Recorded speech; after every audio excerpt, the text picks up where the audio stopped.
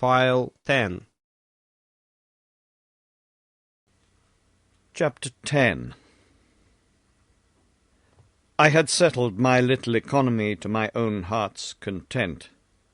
My master had ordered a room to be made for me, after their manner, about 6 yards from the house, the sides and floors of which I plastered with clay, and covered with rush mats of my own contriving. I had beaten hemp, which there grows wild, and made of it a sort of ticking. This I filled with feathers of several birds I had taken, with springs made of Yahoo's hairs, and were excellent food. I had worked 2 chairs with my knife, the sorrel nag helping me in the grosser and more laborious part. When my clothes were worn to rags, I made myself others with the skins of rabbits, and of a certain beautiful animal about the same size, called Houyhnhnms, the skin of which is covered with a fine down. Of these I also made very tolerable stockings. I soled my shoes with wood, which I cut from a tree and fitted to the upper leather, and when this was worn out, I supplied it with the skins of Yahoos dried in the sun.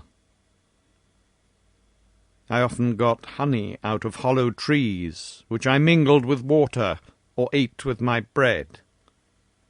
No man could more verify the truth of these 2 maxims, that nature is very easily satisfied, and that necessity is the mother of invention.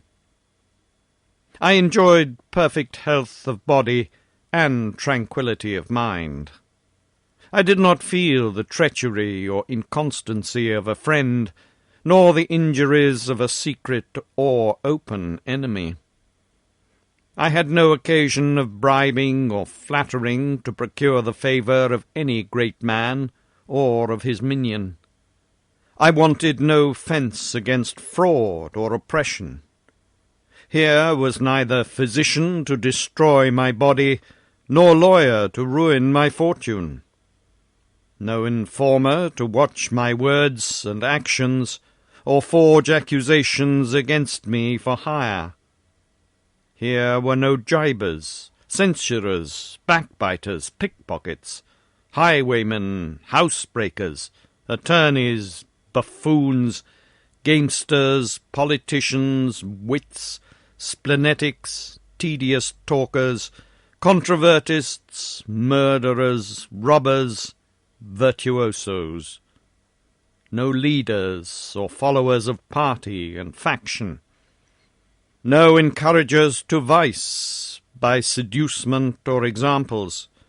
No dungeons, taxes, gibbets, whipping posts, or pillories. No cheating shopkeepers or mechanics. No pride, vanity, or affectation. No fops, bullies, or drunkards. No ranting or expensive wives. No stupid, proud pedants. No importunate, overbearing, quarrelsome, noisy, roaring, empty, conceited, swearing companions. No scoundrels raised from the dust upon the merit of their vices, or nobility thrown into it on account of their virtues. No lords, fiddlers, judges, or dancing masters. I had the favour of being admitted to several Houyhnhnms who came to visit or dine with my master, when his honour graciously suffered me to wait in the room and listen to their discourse. Both he and his company would often condescend to ask me questions and receive my answers. I had also sometimes the honour of attending my master in his visits to others. I never presumed to speak, except in answer to a question, and then I did it with inward regret, because it was a loss of so much time for improving myself.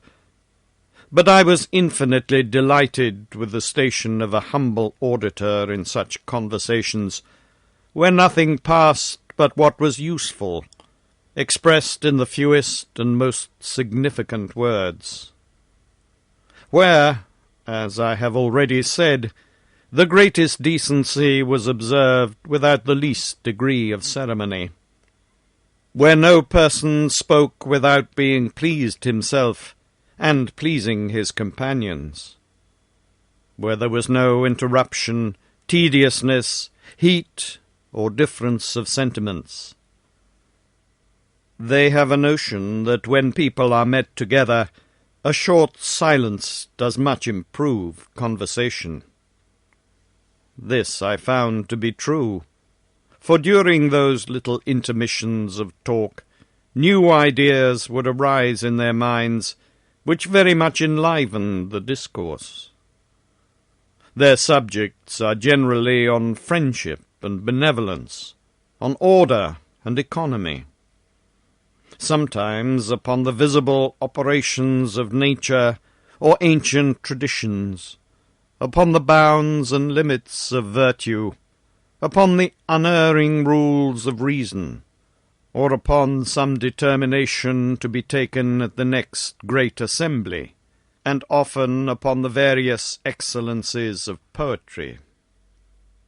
I may add, without vanity, that my presence often gave them sufficient matter for discourse, because it afforded my master an occasion of letting his friends into the history of me and my country, upon which they were all pleased to descant in a manner not very advantageous to humankind. And for that reason I shall not repeat what they said, only I may be allowed to observe that his honour, to my great admiration, appeared to understand the nature of Yahoos much better than myself. He went through all our vices and follies, and discovered many which I had never mentioned to him, by only supposing what qualities a Yahoo of their country, with a small proportion of reason, might be capable of exerting, and concluded, with too much probability, how vile as well as miserable such a creature must be. I freely confess that all the little knowledge I had of any value was acquired by the lectures I had received from my master, and from hearing the discourses of him and his friends, to which I should be prouder to listen than to dictate to the greatest and wisest assembly in Europe. I admired the strength, comeliness, and speed of the inhabitants, and such a constellation of virtues in such amiable persons produced in me the highest veneration.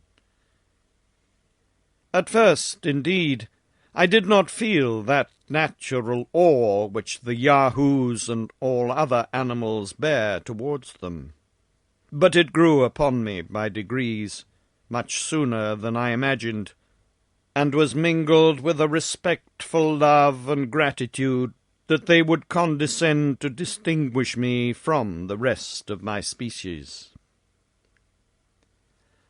When I thought of my family, my friends, my countrymen, or the human race in general, I considered them as they really were, Yahoos in shape and disposition, perhaps a little more civilized and qualified with the gift of speech, but making no other use of reason than to improve and multiply those vices whereof their brethren in this country had only the share that nature allotted them.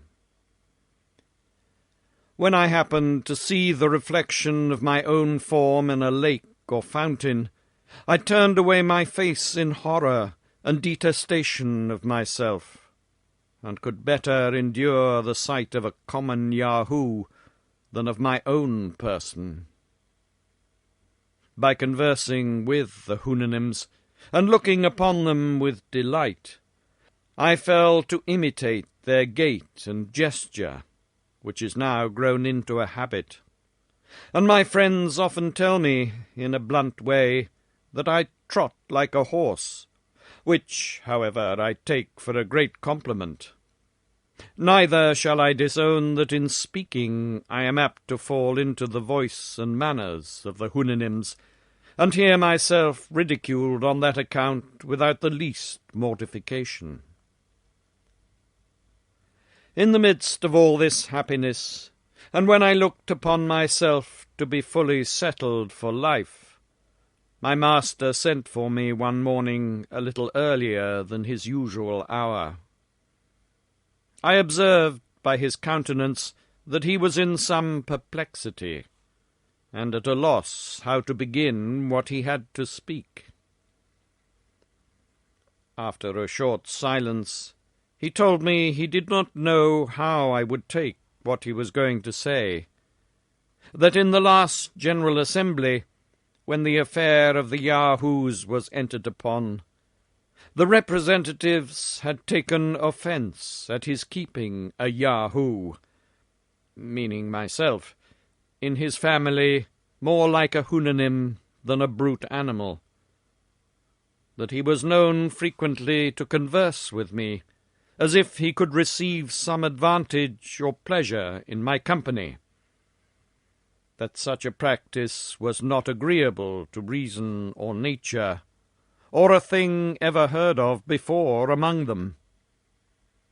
The assembly did therefore exhort him either to employ me like the rest of my species, or command me to swim back to the place whence I came. That the first of these expedients was utterly rejected by all the Houyhnhnms who had ever seen me at his house, or their own, for they alleged that because I had some rudiments of reason added to the natural pravity of those animals, it was to be feared I might be able to seduce them into the wooded and mountainous parts of the country, and bring them in troops by night to destroy the Houyhnhnms' cattle, as being naturally the ravenous kind and averse from labour. My master added that he was daily pressed by the Houyhnhnms of the neighbourhood to have the Assembly's exhortation executed, which he could not put off much longer. He doubted it would be impossible for me to swim to another country, and therefore wished I would contrive some sort of vehicle resembling those I had described to him, that might carry me on the sea, in which work I should have the assistance of his own servants, as well as those of his neighbours. He concluded that, for his own part, he could have been content to keep me in his service as long as I lived, because he found I had cured myself of some bad habits and dispositions by endeavouring, as far as my inferior nature was capable, to imitate Houyhnhnms. I should here observe to the reader that a decree of the General Assembly in this country is expressed by the word Houyhnhnm, which signifies an exhortation, as near as I can render it, for they have no conception how a rational creature can be compelled, but only advised or exhorted, because no person can disobey reason without giving up his claim to be a rational creature. I was struck with the utmost grief and despair at my master's discourse, and being unable to support the agonies I was under, I fell into a swoon at his feet. When I came to myself, he told me that he concluded I had been dead, for these people are subject to no such imbecilities of nature. I answered in a faint voice that death would have been too great a happiness, that although I could not blame the Assembly's exhortation, or the urgency of his friends, yet, in my weak and corrupt judgment, I thought it might consist with reason to have been less rigorous, that I could not swim a league, and probably the nearest land to theirs might be distant above 100. That many materials necessary for making a small vessel to carry me off were wholly wanting in this country, which, however, I would attempt, in obedience and gratitude to his honour, although I concluded the thing to be impossible, and therefore looked on myself as already devoted to destruction. That the certain prospect of an unnatural death was the least of my evils. For, supposing I should escape with life by some strange adventure, how could I think with temper of passing my days among Yahoos, and relapsing into my old corruptions, for want of examples to lead and keep me within the paths of virtue? That I knew too well upon what solid reasons all the determinations of the wise Houyhnhnms were founded, not to be shaken by arguments of mine, a miserable Yahoo. And therefore, after presenting him with my humble thanks for the offer of his servant's assistance in making a vessel, and desiring a reasonable time for so difficult a work, I told him I would endeavour to preserve a wretched being, and if ever I returned to England, was not without hopes of being useful to my own species, by celebrating the praises of the renowned Houyhnhnms, and proposing their virtues to the imitation of mankind. My master, in a few words, made me a very gracious reply, allowed me the space of 2 months to finish my boat, and ordered the sorrel nag, my fellow-servant, for so at this distance I may presume to call him, to follow my instructions, because I told my master that his help would be sufficient, and I knew he had a tenderness for me. In his company, my first business was to go to that part of the coast where my rebellious crew had ordered me to be set on shore. I got upon a height, and looking on every side into the sea, fancied I saw a small island towards the north-east. I took out my pocket-glass, and could then clearly distinguish it about 5 leagues off, as I computed. But it appeared to the sorrel nag to be only a blue cloud, for as he had no conception of any country besides his own, so he could not be as expert in distinguishing remote objects at sea as we who so much converse in that element. After I had discovered this island, I considered no further, but resolved it should, if possible, to be the first place of my banishment, leaving the consequence to fortune. I returned home, and consulting with the sorrel nag, we went into a copse at some distance, where I, with my knife, and he with a sharp flint, fastened very artificially after their manner to a wooden handle, cut down several oak wattles about the thickness of a walking-staff, and some larger pieces. But I shall not trouble the reader with a particular description of my own mechanics.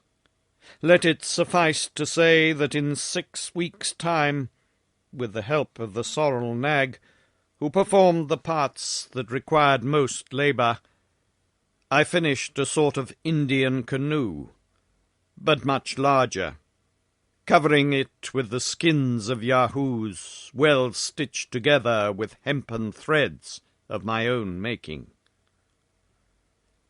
My sail was likewise composed of the skins of the same animal, but I made use of the youngest I could get, the older being too tough and thick.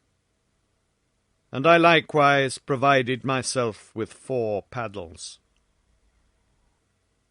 I laid in a stock of boiled flesh, of rabbits and fowls, and took with me 2 vessels, one filled with milk, and the other with water. I tried my canoe in a large pond near my master's house, and then corrected in it what was amiss, stopping all the chinks with Yahoo's tallow, till I found it staunch and able to bear me and my freight. And when it was as complete as I could possibly make it, I had it drawn on a carriage very gently by Yahoos to the seaside, under the conduct of the sorrel nag and another servant. When all was ready, and the day came for my departure, I took leave of my master and lady and the whole family, my eyes flowing with tears, and my heart quite sunk with grief. But his honour, out of curiosity, and perhaps, if I may speak it without vanity, partly out of kindness, was determined to see me in my canoe, and got several of his neighbouring friends to accompany him. I was forced to wait above an hour for the tide, and then, observing the wind very fortunately bearing towards the island to which I intended to steer my course, I took a second leave of my master. But as I was going to prostrate myself to kiss his hoof, he did me the honour to raise it gently to my mouth. I am not ignorant how much I have been censured for mentioning this last particular. Detractors are pleased to think it improbable that so illustrious a person should descend to give so great a mark of distinction to a creature so inferior as I. Neither have I forgotten how apt some travellers are to boast of extraordinary favours they have received. But if these censures were better acquainted with the noble and courteous disposition of the Houyhnhnms, they would soon change their opinion. I paid my respects to the rest of the Houyhnhnms in his honour's company. Then,